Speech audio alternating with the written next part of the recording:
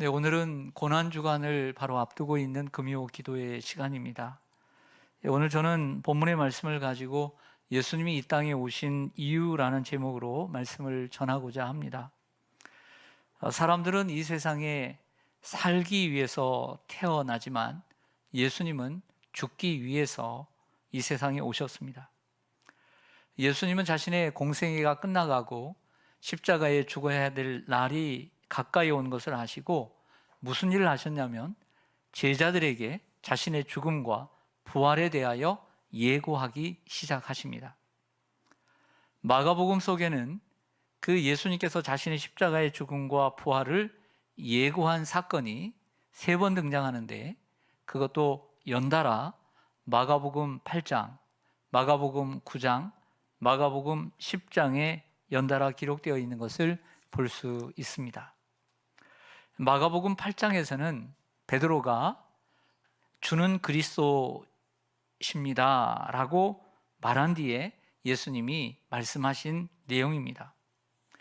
여러분, 성경 마가복음 8장 31절 32절 함께 보시겠습니다. 마가복음 8장 31절 32절 제가 읽겠습니다. 인자가 많은 고난을 받고 장로들과 대제사장들과 서기관들에게 버림받아 죽임을 당하고 사흘 만에 살아나야 할 것을 비로소 그들에게 가르치시되 드러내놓고 이 말씀을 하시니 베드로가 예수를 붙들고 항변하매. 아멘. 예수님께서 자신의 죽음과 부활을 비로소 말씀하셨다는 것은 처음 말씀하셨고 그리고 지금까지 참으셨다가 말씀하셨다는 뜻입니다. 그리고 마가복음 9장에도 또 말씀하십니다. 마가복음 9장 30절 그래서 32절까지 보겠습니다. 마가복음 9장 30절에서 32절 예수님은 또다시 자신의 죽음과 부활을 2번째 예고하십니다. 30절 보시면 그곳을 떠나 갈릴리로의 가운데로 지날새 예수께서 아무에게도 알리고자 아니하시니 이는 제자들을 가르치시며 또 인자가 사람들의 손에 넘겨져 죽임을 당하고 죽은 지 3일 만에 살아나리라는 것을 말씀하셨기 때문이더라. 그러나 제자들은 이 말씀을 깨닫지 못하고 묻기도 두려워하더라. 아멘. 이렇게 예수님은 제자들에게 2번씩이나 자신의 죽음과 그리고 사흘 만에 다시 부활할 것을 예고하셨습니다.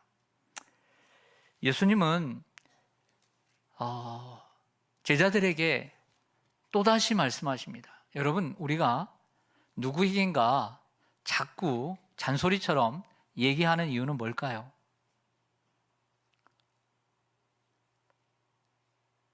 믿op지 않기 때문입니다. 아무리 얘기해도 불안하기 때문입니다. 중요하게 생각하지 않기 때문입니다. 어떻게 보면 예수님도 잔소리하는 것처럼 보일 수 있습니다. 예수님은 제자들이 잊어버렸을지 몰라서 마가복음 10장에서 다시 말씀하십니다. 그 3번째로 반복해서 하신 말씀이 오늘 본문입니다. 다시 한번 오늘 본문 마가복음 10장 32절에서 34절로 가보겠습니다. 마가복음 10장 32절 예루살렘으로 올라가는 길에 자꾸 예루살렘으로 올라가지 않습니까? 예수께서 그들 앞에 서서 가시는데 그들이 놀라고 따르는 자들은 두려워하더라. 이에 다시 12제자를 데리시고 자기가 당할 일을 말씀하여 이르시되 보라, 우리가 예루살렘으로 올라가노니 인자가 대제사장들과 서기관들의 넘겨짐에 그들이 죽이기로 결의하고 이방인들에게 넘겨주겠고 그들은 능욕하며 침뱉으며 채찍질하고 죽일 것이나 그는 3일 만에 살아나리라 하시니라. 아멘. 예수님은 마가복음 10장에 가서는 좀 더 넓은 범위로 그리고 좀 더 세세하게 말씀하고 있다는 것을 우리는 느낄 수 있습니다. 조금 그 내용을 살펴보면 마가복음 8장 첫 번째 예고하실 때는 장로들과 대제사장들과 서기관들에게 버림받아 라고 이렇게 표현을 합니다. 이들은 유대 지도자들입니다. 종교 지도자들이죠. 이 종교 지도자들에게 의해서 죽임을 당할 것이다 라는 말씀만 하셨어요. 그리고 사흘 만에 살아날 것이다. 그리고 마가복음 9장에 보니까 사람들의 손에 넘겨져 라고 말씀하십니다. 그러니까 전체적으로 그냥 광범위하게 사람들의 손에 넘겨져 죽을 것이다. 내가 죽임을 당할 것이다. 이렇게 말씀하시는 것을 보게 됩니다. 그리고 오늘 마가복음 10장에서는 좀 더 자세하게 또 그 과정과 순서대로 말씀하시는 것을 보게 됩니다. 33절을 보니까 인자가 대제사장들과 서기관들에게 넘겨짐에 그들이 죽이기로 결의했다고 했습니다. 여러분들은 예수님의 그 생애를 너무나 잘 아시니까 목요일날 겟세마네 동산에서 밤 늦게 이제 기도하시고 새벽녘에 12시 넘어서 대제사장들이 보낸 무리들에게 스스로 붙잡혔습니다. 그리고 붙잡혀서 사내들인 공회에 대제사장의 집에 끌려오게 되자 그들이 이번에는 확실히 죽이기로 결의했죠. 생각나시죠? 그리고 난 다음에 33절에 보시면 이방인에게 넘겨주겠고, 이방인이란 로마의 박해를 받고 있지 않습니까? 속국이지 않습니까? 그래서 이스라엘 사람들은 사형을 집행할 수 있는 권한이 없는 거예요.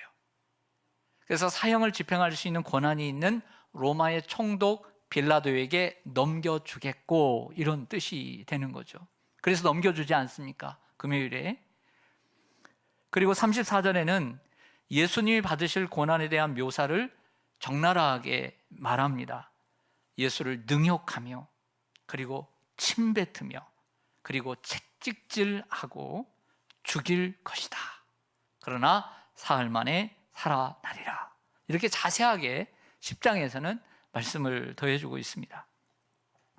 사랑하는 성도 여러분, 예수님은 3장의 짧은 그 장 속에 자신의 죽음과 부활에 대해서 3번이나 연달아 8장, 9장, 10장에 언급하셨습니다. 왜 그랬을까요?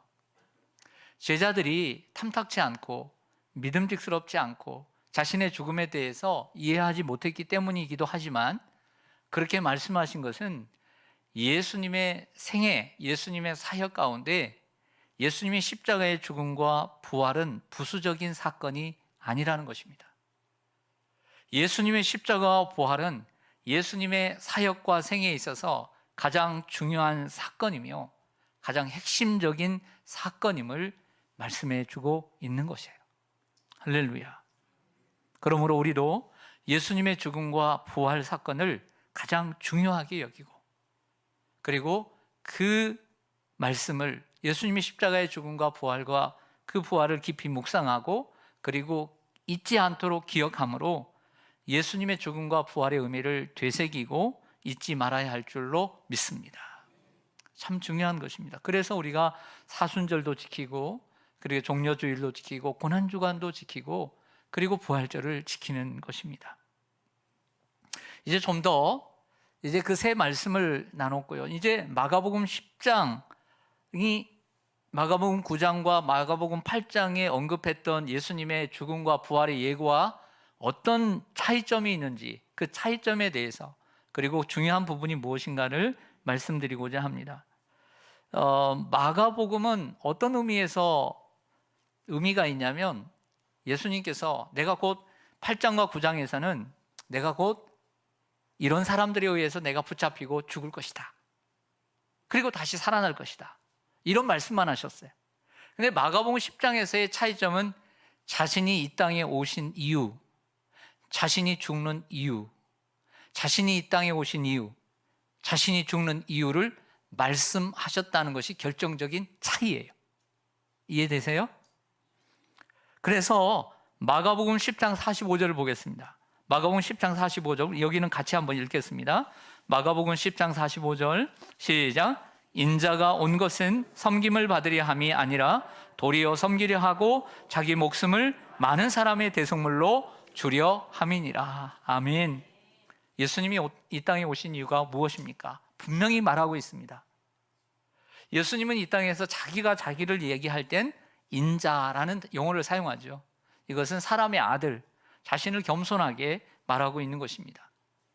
인자가 온 것은 섬김을 받으려 함이 아니고 많은 사람을 대신해서 대속물로 주려 하려 하십니다 라고 말씀합니다. 예수님이 이 땅에 오신 이유, 바로 우리를 위해서 죽으시기 위해서 오셨다라고 말하고 있습니다. 자, 우리는 여기서 우리 기독교가 다른 종교와의 결정적인 차이가 있음을 알 수 있습니다. 그것은 뭐냐면 다른 종교가 섬기는 신이나 또 다른 종교를 창시한 창시자를 보면 자꾸 사람들에게 요구합니다. 자꾸 목숨을 요구하고 뭔가를 요구합니다. 그런데 예수님은 자신이 그들을 섬기기 위해서 오셨던 거죠. 다른 신들은 자꾸 섬기라고 얘기합니다. 그런데 우리 예수님은 섬기려 오신 것입니다. 다른 종교의 창시자들은 이 땅에 오신 목적은 모범적으로 사는 것이었습니다. 보세요. 부처라든지 공자라든지 마호메시라든지 자꾸 모범적으로 사는 것이었습니다. 하지만 예수님의 목적은 대속물로 죽는 것이었습니다. 다른 종교의 신을 보면 다른 사람들에게 목숨을 바치라고 합니다. 그런데 예수님은 자신의 목숨을 따르는 사람들에게 바쳤습니다. 여러분, 우리가 이렇게 기독교를 믿고 기독교에 포함이 되어서 우리가 주님을 믿는다는 것은 큰 축복이에요. 우리가 이 사실을 알아야 합니다. 또한 예수님은 자신을 부를 때 인자라고 했죠. 그러면서 이렇게 표현합니다. 마가복음 10장 45절에 인자가 온 것은, 그래서 자신이 이 땅에 온 목적을 얘기하고 있습니다. 인자가 온 것은. 근데 이 표현도 우리가 좀 더 음미해 보면 색다른 게 있습니다. 인자가 온 것은, 우리가 이렇게 얘기해야 되죠. 인자가 태어난 것은. 근데 인자가 온 것은 이렇게 얘기하고 있습니다. 그 말은 예수님께서 이 세상에 처음 태어난 것이 아니라 먼저 그분은 존재하셨다는 것을 전제하고 있는 줄로 믿습니다. 그분은 먼저 계신 분이십니다. 천지를 만드시고 그분이 오신 것입니다. 그래서 인자가 온 것은 이렇게 표현한 거죠. 여러분, 우리가 이 땅에 온 것은 이렇게 표현합니까? 그렇지 않죠. 우리는 이제 태어났습니다. 태어났기 때문에 내가 태어난 것은 이렇게 얘기를 하는 것이죠. 그러나 예수님이 태어나신 것은 이렇게 얘기하지 않아요. 예수님이 오신 것은 먼저 존재하셨기 때문에 오신 줄로 믿습니다. 여러분, 그리고 섬김을 받으려 함이 아니다라고 하는 것은 예수님이 섬김을 받을 수 있는 권리와 권한이 충분히 있죠. 그런데 그 고난을 포기하셨다는 것을 말씀하고 있습니다. 예수님이 이 땅에 오신 이유 무엇입니까? 섬김을 받으려 함이 아니라 자기의 목숨을 많은 사람의 대속물로 주려 함이니라 라고 했습니다. 예수님은 결국 이 땅에 죽기 위해 오셨습니다.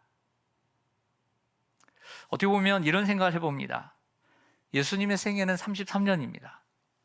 어떻게 보면 저보다 젊고 우리 교육자들보다도 젊기도 하고 우리 청년들, 30대 청년들이죠. 생각해 보세요. 한참 젊은이들이, 베드로는 좀 나이가 더 많았을 수 있는데 이 젊디 젊은 이 선생님이 자꾸 죽는다고 하니까 좀 믿어졌겠어요? 안 믿어졌겠어요? 안 믿어졌을 것 같아요. 나이가 든 것도 아니고 어떻게 보면 정말 젊은데 자꾸 죽는다고 얘기하니까 무시할 수 있지 않았을까, 이런 생각을 좀 해봤습니다. 여기서 또한 많은 사람의 대속물이라고 했습니다.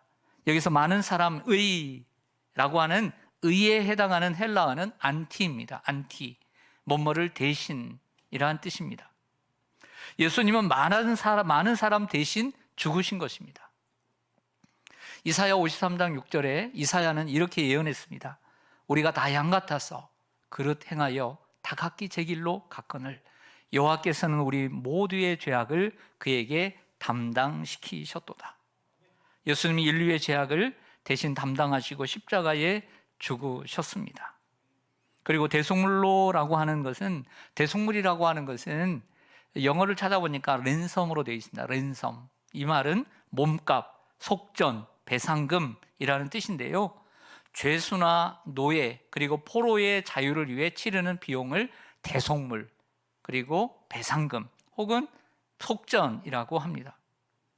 사랑하는 성도 여러분, 우리는 죄를 범함으로, 아담의 모든 후손들은 죄를 범함으로 죄의 노예가 된 줄로 믿습니다. 여러분, 우리가 잘못해서 죄를 지으면 교도소를 갑니다. 감옥에 갑니다. 그러면 죄수는 죄수의 법을 따라 살게 돼 있어요. 있는 동안에는.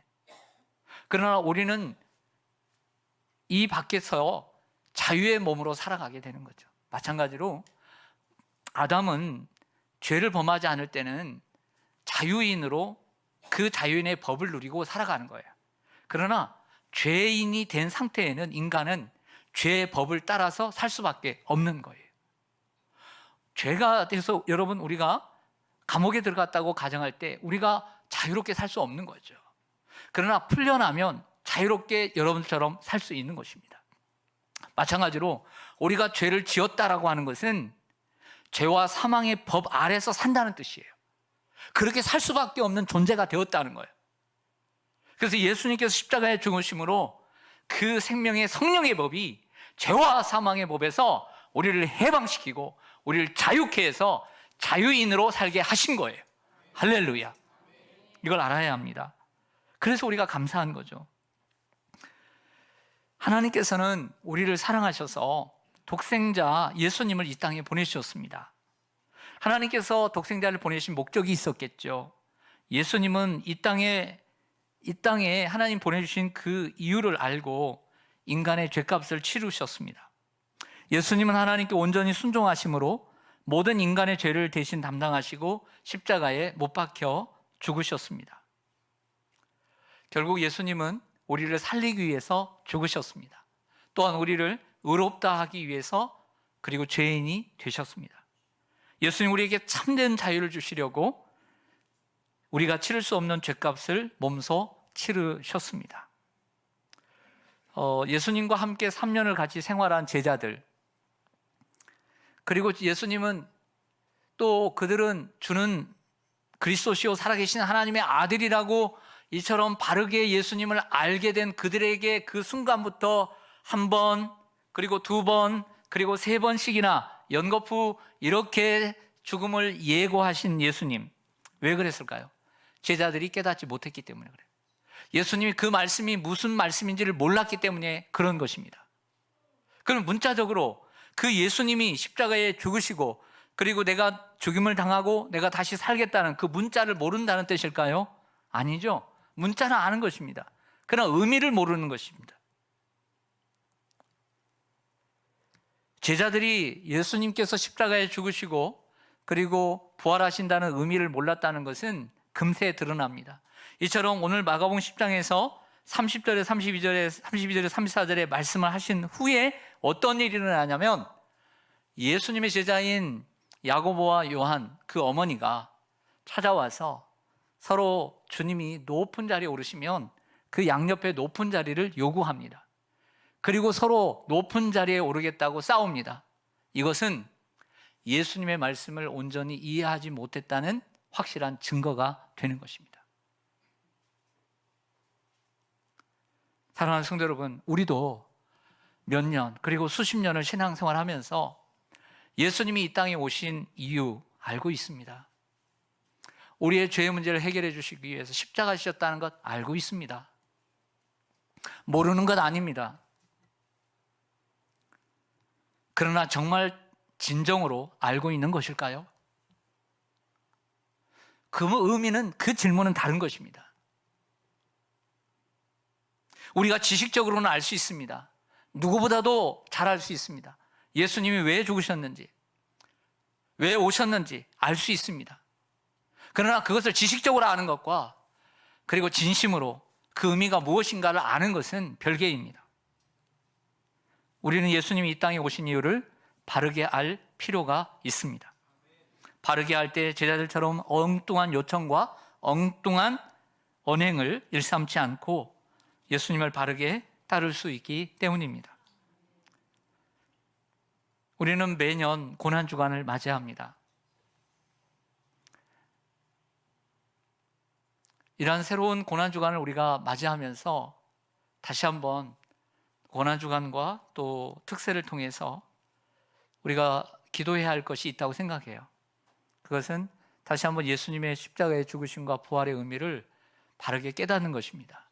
그리고 그 말씀 앞에서 바른 어떻게 보면 가이드북 앞에 놓고 하나님 말씀을 앞에 놓고 내 신앙의 노선과 내 신앙의 방향과 내 신앙의 열정이 하나님이 원하시는 그 방향과 다르거나 다르면 바른 방향으로, 또 그 열정이 만약에 너무나 성경이 원하는 열정만큼 차오르지 않을 때는 다시 한번 그 열정을 다시 한번 불태워야 될 줄로 믿습니다.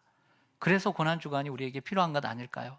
예수님의 십자가에 죽으심의 온전한 의미를 깨닫고, 그리고 나 자신의 신앙생활이 어떠한지를 돌아보고, 그리고 주님이 원하시고 기뻐하시고 주님이 바라시는 그 길을 걸어가는 것이 이번 고난주간, 그리고 매년 우리가 당하는 또 대하는 고난주간의 의미인 줄로 믿습니다.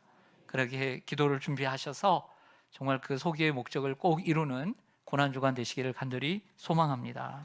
아멘. 기도하겠습니다.